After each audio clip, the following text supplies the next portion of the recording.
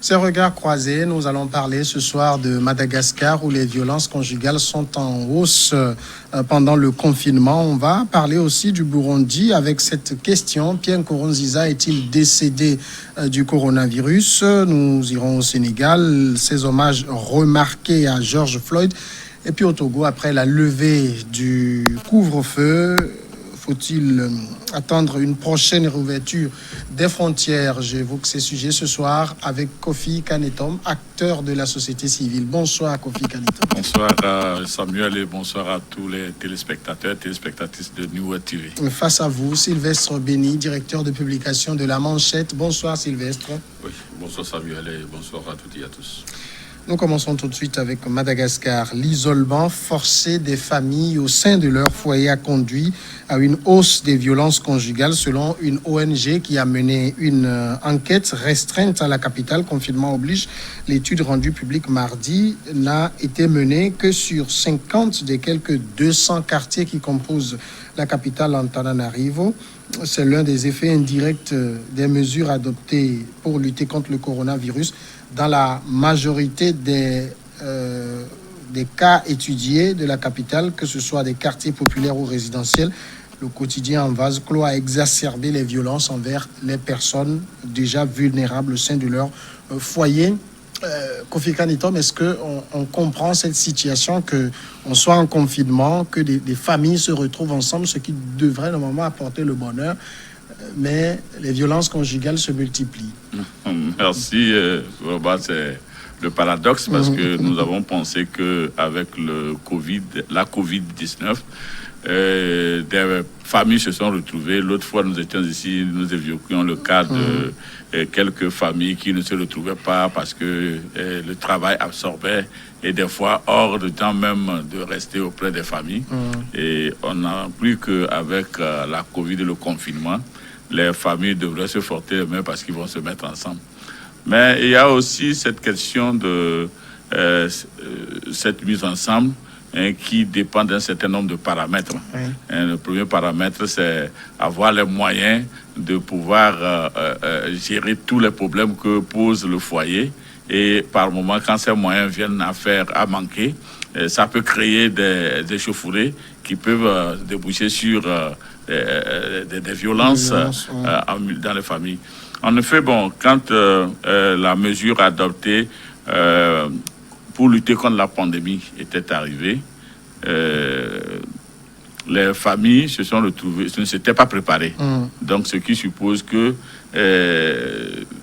le temps de rester à la maison va créer un certain nombre de frustrations. Peut-être des habitudes qu'on n'avait pas quand on n'était pas à la maison, des choses qu'on ne pouvait pas voir se passer, se passent aujourd'hui sous le nez. Et les échanges à l'époque qui étaient de plus en plus rares par temps de travail vont être instaurés. Et le langage n'étant plus... Parce que dans nos familles, il faut reconnaître que nous n'avons pas cette possibilité de dialoguer. Nous n'avons pas cette possibilité d'échanger. Et il faut voir également qu'en Afrique, quand on regarde un tout petit peu, notre façon même de nous apostropher comporte un peu de la violence, sauf certains pays où, par exemple, anglophones, où le respect de l'un et de l'autre est un peu bien observé. Donc, il y a ce ton qui va créer ces problèmes. Il y a également le fait que des personnes qui, entre-temps, avaient d'autres ambitions, qui se retrouvent aujourd'hui à la maison, privées de ces ambitions, vont s'énerver et cultiver un peu de, je ne sais pas, de colère, et ne vont pas apprécier leur partenariat. Donc, tout cela a malheureusement été repéré par l'ONG C4C, qui a reconnu qu'à un certain moment, par rapport aux appels sur téléphone gratuit ou bien des dépositions dans les maisons de référence, on a constaté que les violences se sont multipliées par 5, que les personnes vulnérables, que sont les femmes, ont été celles qui ont été le plus souvent. Et ils disent que ce chiffre également serait contesté dans certains quartiers, non pas parce qu'il n'y a pas existé de choses de violence, mais parce que ces personnes-là se sont vues contraintes de ne pas aller faire ces dépositions, parce que en faisant ces dépositions, il y avait une imposition financière qu'il fallait donner, qui s'élevait à près d'un dixième du revenu de la famille. Donc, ce qui faisait que des gens acceptaient subir ces violences sans toutefois les dénoncer. Sylvestre, ce sont aussi les effets de la pauvreté provoquée, enfin la pauvreté exacerbée par la situation de confinement. Oui, en effet. Même, moi, je dirais qu'en fait, le Madagascar n'est pas quand même un échantillon. Ce n'est pas un échantillonnage en matière donc de violence conjugale. On a vu qu'en France, même lors du confinement, les violences conjugales ont flambé dans plusieurs pays européens. Donc, le Madagascar n'est pas un échantillon. Maintenant, vous savez, il est souvent dit que l'argent est le nerf de la guerre. Mais moi, je dirais plutôt que l'argent est le nerf de la paix, surtout la paix au foyer. S'il n'y a pas cela, donc, vous conviendrez avec moi que cela justifie en réalité ces violences conjugales que nous avons au Madagascar. Et vous savez, tel que vous venez de le dire, ça se voit. Les familles qui arrivent difficilement donc à joindre les deux bouts. Et avec l'arrivée donc du Covid ou de la Covid, c'est selon. C'est selon. Parce que cette affaire est compliquée. On a changé le genre, mais moi, j'écoute beaucoup de médias internationaux continuent avec le masculin. C'est selon. Donc, avec l'arrivée donc du virus, cela a beaucoup, cela a déteint en fait sur l'environnement familial. Vous savez, en Afrique, généralement, lorsqu'il n'y a pas un peu d'argent dans la famille, voilà quoi, la vie devient difficile. Et avec l'avènement donc de ce virus-là, ça a véritablement écorcer un peu l'addition.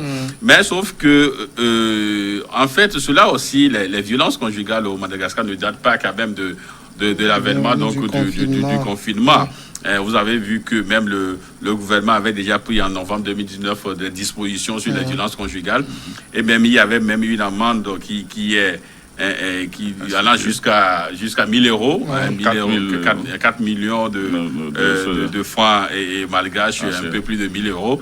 Donc tout ça, donc le gouvernement avait quand même pris en amont des dispositions pour essayer donc d'amoindrir un peu les violences. Mais sauf que là où je trouve un peu paradoxal, du moins c'est l'action gouvernementale, c'est au moment où on impose, en fait, il y a une imposition financière lorsque vous allez déclarer qu'il y a violence dans la maison.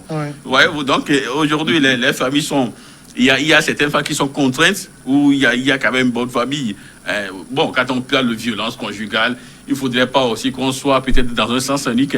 Une femme aussi peut battre un homme. C'est aussi possible. Donc, mais c'est cette imposition financière au couple qui, ma foi, je crois qu'à ce niveau-là, on doit être beaucoup plus regardant. Parce que cela ne va pas quand même libérer les personnes à aller dire en réalité ce qu'elles subissent au sein du foyer. Et on doit aussi lancer peut-être féliciter également cette ONG-là, C4C,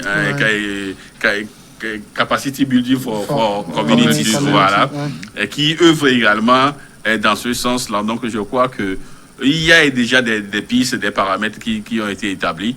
Donc on espère maintenant avec le Covid organique, peut-être que d'ici là, le Madagascar va sortir véritablement donc de l'affaire et puis peut-être les violences conjugales vont diminuer drastiquement. Alors la situation ici, c'est que avant la survenance de cette pandémie et donc les effets du confinement, on avait une femme sur 2 qui se disait victime de violence.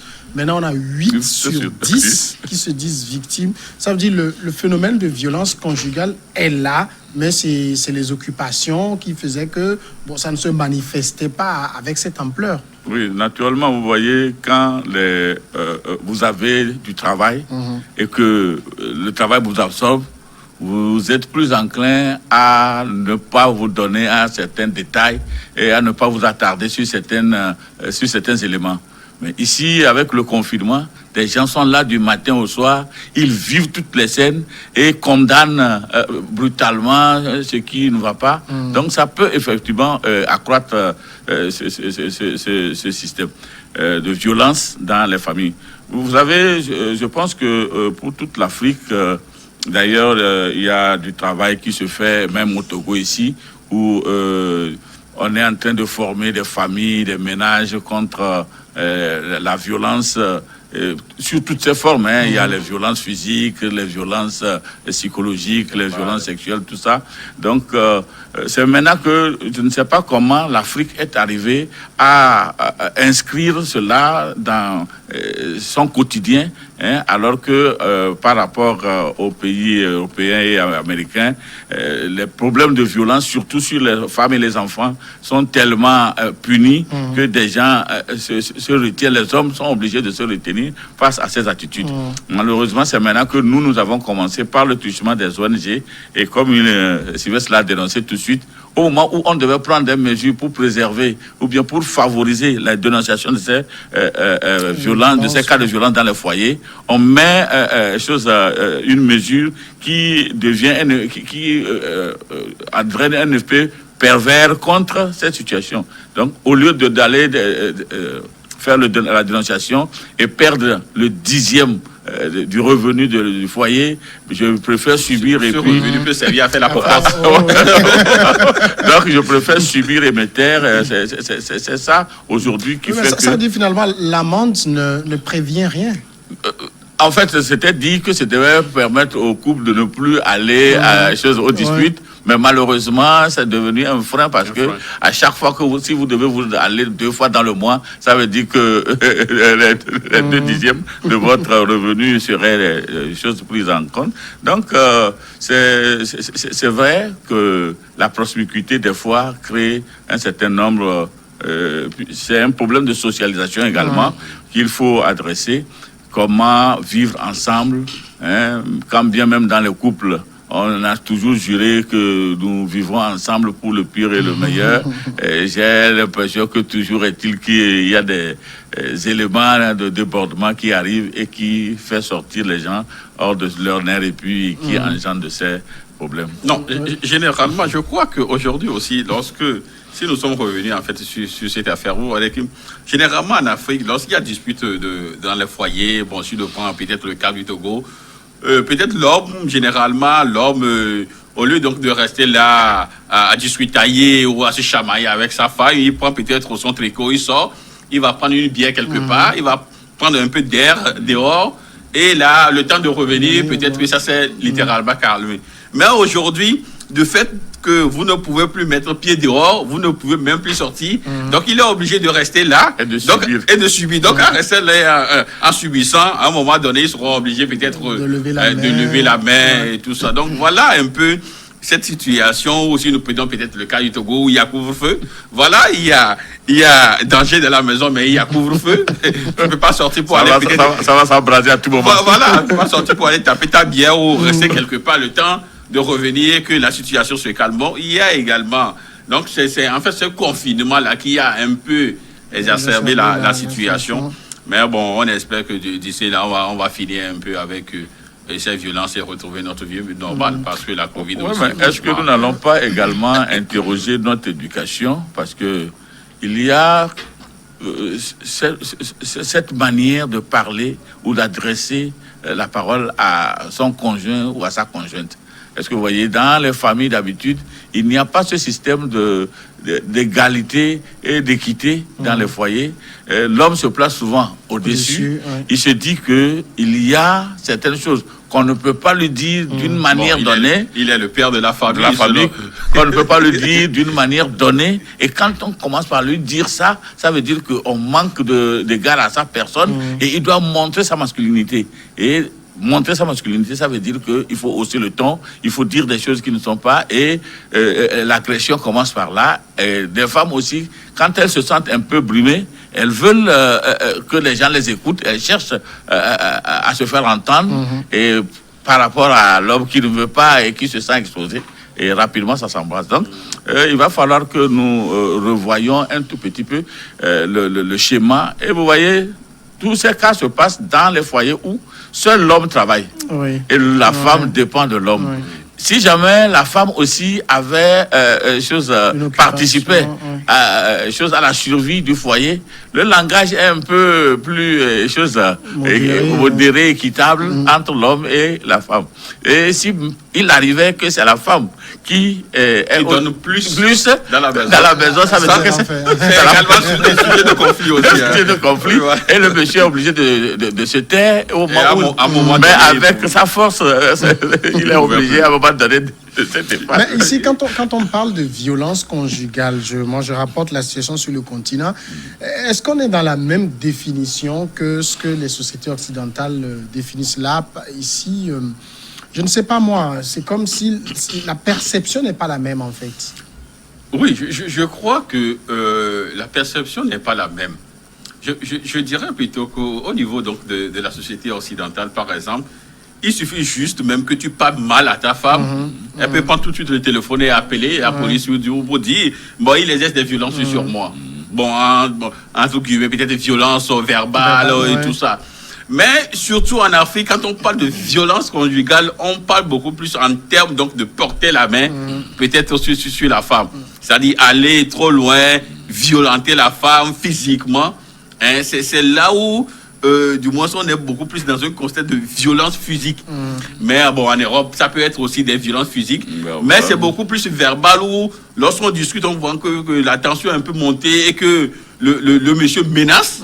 Déjà, pour la femme, c'est une violence. Tu vois, donc c'est ça, en fait, la petite nuance entre l'Europe et l'Afrique. Mais quand cela ne tienne, le dénominateur commun, c'est violence. Violence, c'est violence. Non, en fait, vous avez parfaitement raison, je souscris à cela, parce que même pour le cas de Madagascar ici, l'ONG a bien précisé que la prédominance est donnée à la violence physique. Voilà. Et donc, chez nous ici, on est capable d'endurer certaines choses, surtout quand c'est moral, et de souffrir en soi, sans toutefois faire ressortir cela.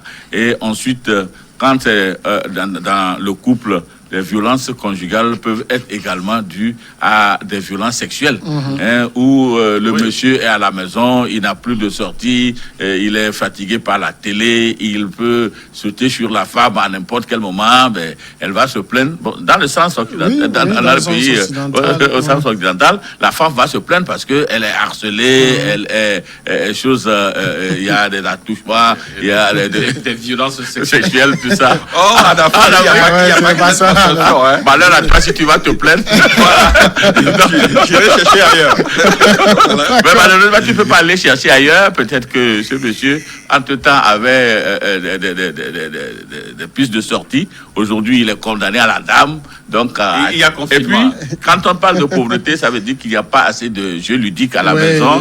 Peut-être même il n'y a pas de télévision. Donc, on est là assis. Le seul jeu qu'on a, c'est madame à côté. De temps à autre.